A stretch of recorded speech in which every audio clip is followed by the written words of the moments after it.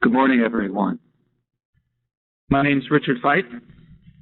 I'm this year's chair of the CRL Board of Directors, and I'm really pleased to welcome you all to the 65th annual meeting of the Council of Voting Members.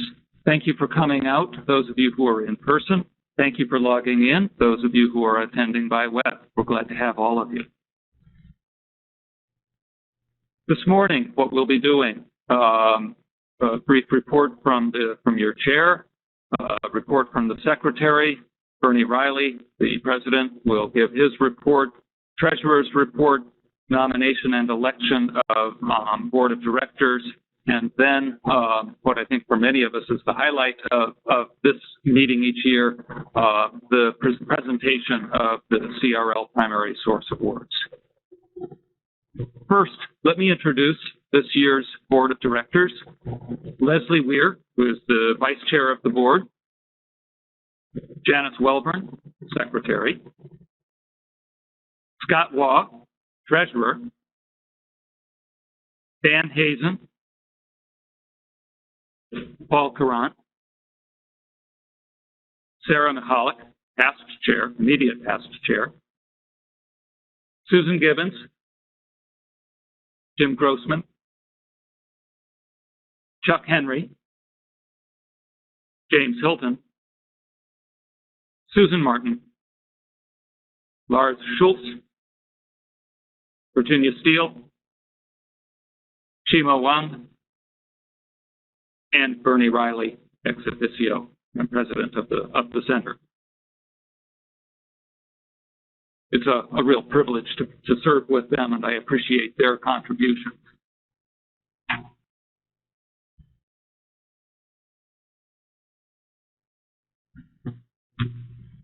Since its founding 65 years ago by 10 Midwest universities, the Center for Research Libraries has seen dramatic growth in the number and types of its members. Over the past 5 years, since 2009-2010, we've welcomed 26 new members, including research universities, comprehensive state universities, liberal arts colleges, and special libraries. On behalf of the board of directors, I want to welcome the new members and encourage their involvement and the involvement of all CRL members in center governance and projects.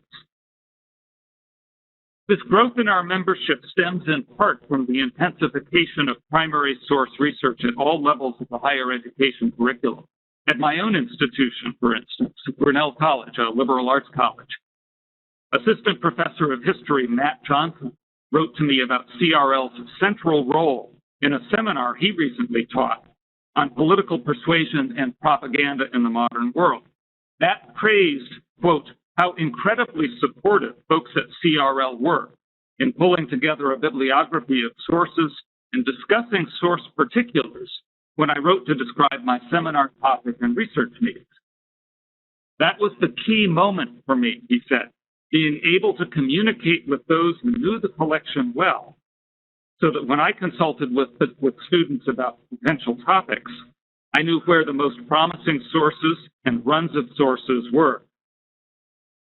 Speaking as someone who's arrived to Grinnell in fairly recent memory, Matt continued, it would have been really difficult to meet departmental expectations for undergraduate research without the library and, by extension, without CRL. We're looking forward to Matt's return to Grinnell this spring from a year as a visiting fellow at the University of Oxford China Center. Other courses at member institutions supported by CRL's staff and collection have included Slaves, Saints, and Smallpox, which focused on the colonial South, Health and Disease in African History, which explored different regional newspaper accounts of Spanish influenza on the continent, and research projects supported by CRL this year and last have included Japanese immigration to the United States, 1872 to 1937, government relief programs established by the British during the Bengal famine of 1770, the Irish famine of 1845, and the Bengal famine of 1943, and historical changes in height and weight norms starting in the 1800s and how medicine has historically defined obesity. It's a remarkable range of research topics that CRL can support. Expansion of our membership also reflects the Center's increasing success in delivering its collections to member faculty and students on terms that meet those needs. Last fall, CRL reached a milestone. Over 5 million pages of digitized items from CRL collections are now available to CRL members. Direct loans of primary source materials from CRL collections to scholars have also shown striking new growth.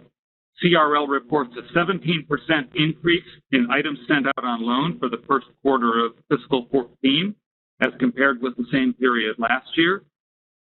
And researchers requested large runs of some of the more specialized regional newspapers and journals that form a key part of CRL's collections, such as more than 1,000 fiches of a weekly Persian gazette, 320 volumes of Eve's Weekly from Bombay, 271 microfilm reels of the South China Morning Post. Requests filled by article copies were up more than 70%, and requests filled from serials at CRL's FTE partner, the Linda Hall Library, increased by 75% in the first year of CRL member service.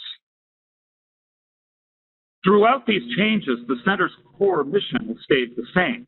It's still charged with preserving and providing its members with access to primary source materials in the humanities and social sciences. But globalization, pervasive digital communication, and structural reductions in the financial resources available to higher education, scholarly associations, and cultural memory organizations demand new strategies for fulfilling that mission. It's clear that one of those strategies has to be the forming of strong partnerships with organizations whose work complements the Center's mission. None of our organizations can afford to work in isolation. Our community cannot afford significant duplication of effort. And none of our organizations can undertake single-handedly the preservation efforts required by the rich legacy of print or the waves of digital news and government records that we might feel are about to capsize us. And we'll be talking more about that over the next couple of days. Within the world of libraries and cultural memory organizations, CRL has emerged as a key and perhaps the key agent of partnership and alliance, identifying institutions whose missions complement its own and ours, the members, and where closer relationships might prove mutually beneficial. In 2012, CRL and the Linda Hall Library of Science, Engineering, and Technology entered into a historic partnership to leverage the formidable strengths in their respective collections and provide CRL members with interlibrary access to Linda Hall's unequaled collection of print serials. The Center has also established new agreements with the Law Library Microfilm Consortium, the United States Agricultural Information Network, and the Agriculture Network Information Collaborative to support ongoing preservation and digitization of historical collections in law and agriculture.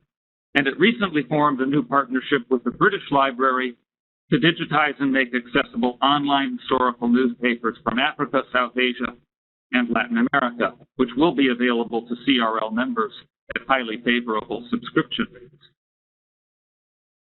CRL members and our various consortia are integral parts of this network of partnerships.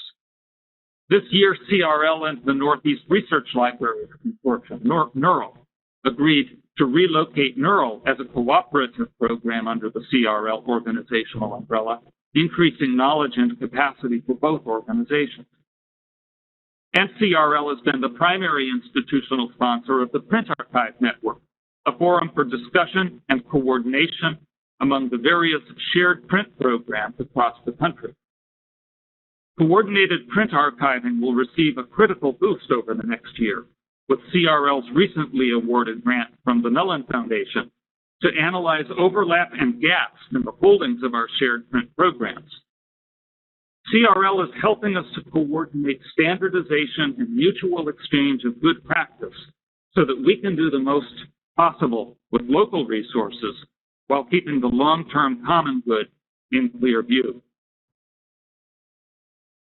The Andrew Mellon Foundation has long been one of CRL's key partners, and its generous funding in 2009 through 2011, and again in 2012 and 2013, has helped CRL transform itself into the global resources network that it now is. And we're grateful for their steadfast support. But all of this good work would not have been possible without another important group of partners: the many talented individuals on the Center's board of directors and the Center's committees who support CRL President Bernie Riley and his energetic, smart, and dedicated staff. So I want to thank several people whose active role with CRL is coming to an end, but whose legacies will stay with us for a long time. Board members Paul Courant at the University of Michigan and Sarah Pollock, University of North Carolina, Chapel Hill, will be stepping down after 2 terms of service, including Sarah's 2 years as chair of the board. Their commitment of time, energy, and wisdom as representatives of the membership has been invaluable.